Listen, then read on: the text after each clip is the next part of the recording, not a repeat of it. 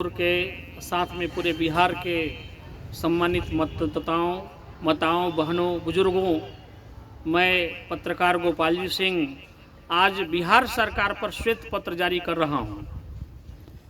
आपको मैं बताना चाहूँगा कि वर्तमान के जो नीतीश कुमार बिहार में सरकार चला रहे हैं, जब 2005 में ये बिहार के मुख्यमंत्री बने थे तो उसी समय 2 सालों के बाद ही कोसी नदी का बांध टूटा था और प्रलयकारी भयंकर बाढ़ आया बिहार में। लेकिन 15 सालों तक यह इंजीनियर व्यक्ति मुख्यमंत्री रहा, आज तक बाढ़ और सुखाड़ के समस्या का समाधान नहीं कर सका। सुखाड़ समस्या होने पर इनपुट सब्सिडी, आउटपुट सब्सिडी नहीं, इनपुट माने जितना आप खेती में लगाते हैं उस लागत खर्च में से थोड़ा हिस्सा इनपुट सब्सिडी देने का काम किया। जबकि किसान खेत में फसल लगाता है तो उसके उत्पादन आउटपुट सब्सिडी मिलना चाहिए या इंश्योरेंस होना चाहिए हर खेतों का, हर फसल का, कि अगर वो फसल बर्बाद हो गया पानी के अभाव में या ओलावृष्टि से या अतिवृष्टि से या बाढ़ के पानी में डूबने से, तो उसे जो है पूरा जितना आउटपुट, जितना उत्पादन होता उतना सब्सिडी उसको दिया जा सके। लेकिन इनपुट सब्सिडी देने के नाम पर किसानों को ब्लॉक घुमवाने का काम हमारे वर्तमान मुख्यमंत्री करते रहे। बाढ़ सुखाड़ की समस्या पर कोई काम बिहार में नहीं हुआ। दूसरा बिहार का समस्या है पलायन का। अभी आप लोग कोरोना विभीषिका झेले हुए हैं। आप लोग देखें इस कोरोना काल में बिहार के बाहर हमारे जो मजदूर बंधु गए थे, जिनको आज प्रवासी मजदूर कहा गया, अपने घर में ही वो प्रवासी हो गए। ऐसे प्रवासी बिहारी मजदूरों को क्या दुर्गति हुई। कोई नोएडा से पैदल चल के आया, कोई हैदराबाद से पैदल चल के आया और कितने लोग तो रास्ते में दम तोड़ दिए। मित्रों, अगर बिहार के लोगों को बिहार में रोजगार मिला होता तो आज ऐसी नौबत नहीं आती। लेकिन हमारे वर्तमान इंजीनियर मुख्यमंत्री 15 सालों के शासन में एक भी इंडस्ट्री का डेवलपमेंट नहीं कर पाए। तीसरी बात मैं आप लोगों को बताना चाहूँगा, यहाँ क्या हुआ, यहाँ कमीशन खोरी का खेल शुरू हो गया। रोड बनाने में वर्ल्ड बैंक से कर्जा लेकर के और रोड बनाने का काम किया गया ताकि अधिक से अधिक कमीशन खोरी किया जा सके। बड़े बड़े बिल्डिंग बनाने का काम किया गया। 1400 करोड़ से 1800 करोड़ के लागत से पटना में म्यूजियम बनाने का काम किया गया। लेकिन 1 करोड़ 2 करोड़ लगा करके छोटे छोटे कुटीर उद्योग बिहार में नहीं बनाया गया ताकि गांव के लोगों को गांव में रोजगार मिल सके। निर्बाध रूप से बिहार को दोनों हाथों से 15 सालों तक लूटने का काम हुआ।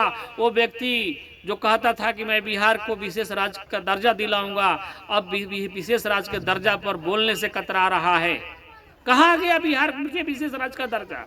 आज केंद्र में भी मोदी की सरकार है, राज्य में नीतीश कुमार की जिसका गठबंधन है, डबल इंजन की सरकार है, लेकिन आज तक यहाँ पर विशेष राज्य की दर्जा का कोई नामो निशान नहीं दिख रहा है।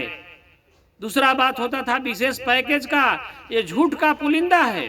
विशेष पैकेज की बात झूठ का पुलिंदा। बिहार को कोई विशेष पैकेज नहीं मिला ताकि यहाँ स्पेशल विकास हो सके, इंडस्ट्री का विकास हो सके। चौथा बात आप लोगों को बताना चाहूँगा, जिस प्रकार का क्राइम लालू के जमाने में था उसी प्रकार क्राइम आज है। उसका कारण है एक, वो है आरसीपी टैक्स। आरसीपी सिंह जो जदयू के सांसद हैं और वर्तमान में नीतीश कुमार के सबसे बड़े सिपह सलार हैं, उन्होंने एक टैक्स बिहार में लगा रखा है। अगर एसडीओ की पोस्टिंग चाहिए तो 30 लाख, डीएसपी का पोस्टिंग चाहिए तो 30 लाख, बीडीओ की पोस्टिंग चाहिए तो 20 लाख, एक एग्जीक्यूटिव इंजीनियर की पोस्टिंग चाहिए तो 60-60 लाख तक रुपया लेकर के एक डीएम को हर महीना 1 करोड़ रुपया सीएम हाउस पहुंचाना पड़ता है। उसी प्रकार एक एसपी को भी हर महीना 1 करोड़ रुपया सीएम हाउस पहुंचाना पड़ता है। तो जब अधिकारी लोग वहां पैसा पहुंचाने का काम करेगा तो निश्चित रूप से वो पैसा जनता से ही लूटने का काम करेगा। वो अपने मातहत अधिकारियों से लूटेगा और मातहत अधिकारी जनता को लूटने का काम करेगा। इस प्रकार बिहार में आरसीपी टैक्स चल रहा है। मैं बिहार सरकार पर श्वेत पत्र जारी करते हुए ये सबसे बड़ा गंभीर चीज को उठाने का काम कर रहा हूँ। देखिए, केपी रमैया जो कभी नीतीश कुमार के नवरत्नों में से एक थे, उन्होंने सृजन घोटाला का शुरुआत किया। मुजफ्फरपुर में बालिका हत्याकांड हुआ।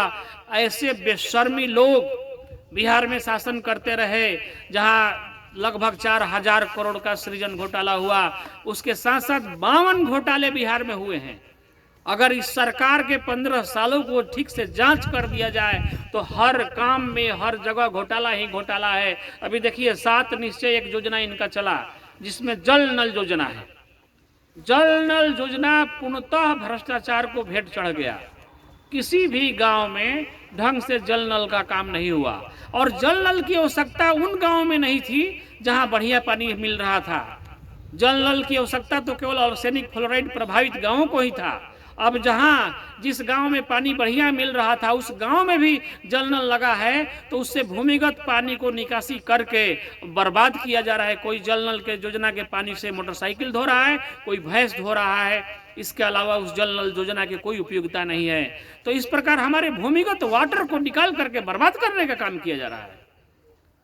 मैं आप लोगों से गुजारिश करूंगा कि आप लोग इस वीडियो को अधिक से अधिक वायरल करें, ताकि सरकार को आईना दिखाया जा सके, सरकार को दिखाया जा सके कि 15 सालों में आप क्या किए हो और बिहार को कहां ले जा रहे हो। आज बिहार जर्जर स्थिति में खड़ा है। आज बिहार के पास संसाधन नहीं है कि वो नई बहाली कर सके।